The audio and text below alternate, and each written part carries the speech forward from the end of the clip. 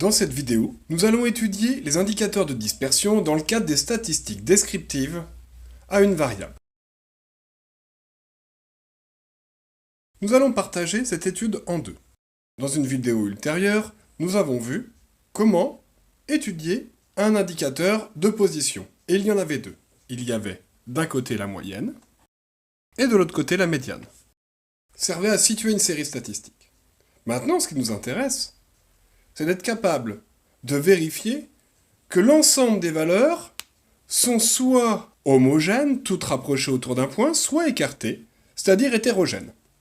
Donc lorsque l'on parle de la moyenne, ce qui va avec la moyenne, pour parler de dispersion, c'est l'écart-type. C'est la dispersion des valeurs d'une série statistique autour de la moyenne. Imaginons des notes. À l'aide des outils numériques, je peux calculer la moyenne, et j'obtiens une moyenne de 12,92. Et un écart-type de 2,65. Je reprends une autre série de valeurs, et encore des notes. Et là, je calcule ma moyenne à l'aide d'un outil numérique, et j'obtiens une moyenne de 12,9 et un écart-type de 3,69. Si maintenant je regarde l'indicateur de position. Sur ces deux séries statistiques, l'indicateur de position est la moyenne. La moyenne est à peu près la même. Ce qui va différencier ces deux séries statistiques est l'indicateur de dispersion, l'écart-type. Et on remarque que dans la première série statistique, les valeurs sont beaucoup plus rapprochées autour de la moyenne que dans la deuxième série statistique. Les résultats sont donc plus homogènes dans cette série que dans la seconde. Si maintenant, je travaille avec la médiane, je vais prendre exactement ces mêmes séries statistiques. On va l'appeler la série 1 et la série 2. Encore une fois, je prends ma calculatrice, je mets les valeurs dans ma calculatrice et j'obtiens des tableaux.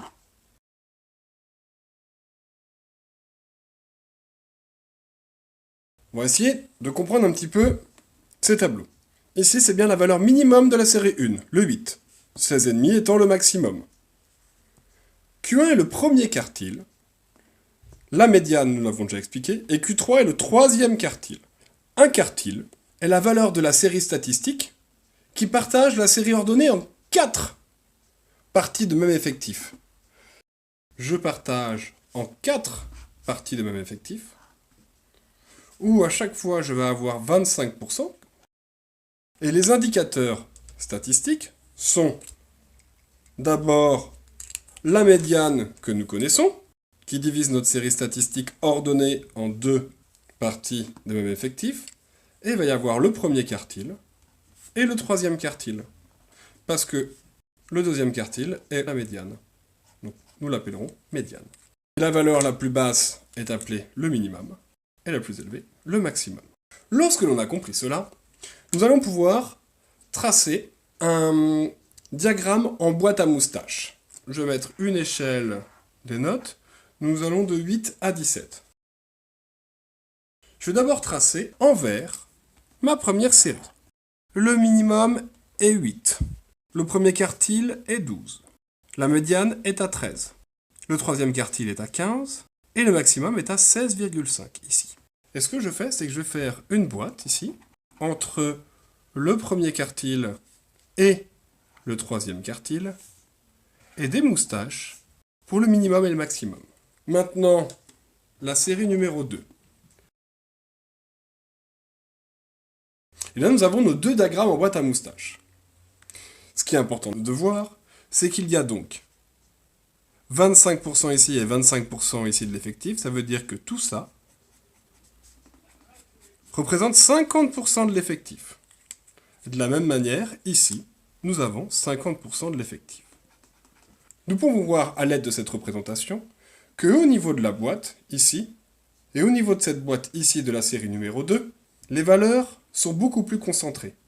On aurait tendance à dire, avec cette représentation, que les valeurs sont plus homogènes dans la série numéro 2. Ce n'était pas la même chose ici.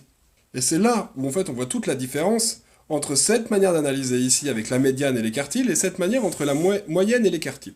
Rappelez-vous, la médiane n'était pas influencée par les valeurs extrêmes. Lorsqu'on étudie avec une médiane, nous faisons le diagramme en boîte à moustaches et on considère lors de l'analyse que ces valeurs au niveau des moustaches peuvent être considérées comme marginales. Exemple, le 8 ici, j'ai été malade. Ne correspond pas à ma réelle valeur. Ma réelle valeur serait située ici. Et ici, le 16,5 alors.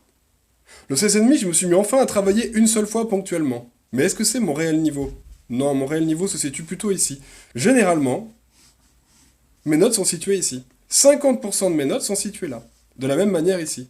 On voit d'ailleurs dans la série numéro 2 que les notes sont plus rapprochées. Est-ce que l'on va pouvoir maintenant étudier en plus ces deux indicateurs, qui vont être des indicateurs de dispersion, l'étendue et l'écart interquartile. Pour calculer l'étendue, l'ensemble des valeurs, c'est donc le maximum moins le minimum. Et l'écart interquartile, c'est justement les valeurs que l'on considère importantes qui sont celles qui sont dans la boîte, et pour les calculer, nous allons avoir Q3 moins Q1. Ainsi, pour calculer l'écart interquartile de la série numéro 1, je vais faire Q3 moins Q1. Je vais donc avoir un écart interquartile de 3. Et dans la deuxième série, Q3 moins Q1 me donne 14,5 moins 13, 1,5. Et nous voyons bien, de toute manière nous le voyons ici, que cette partie-là, l'écart interquartile, est plus petite dans la deuxième série que dans la première série. Voilà, c'est tout pour cette vidéo.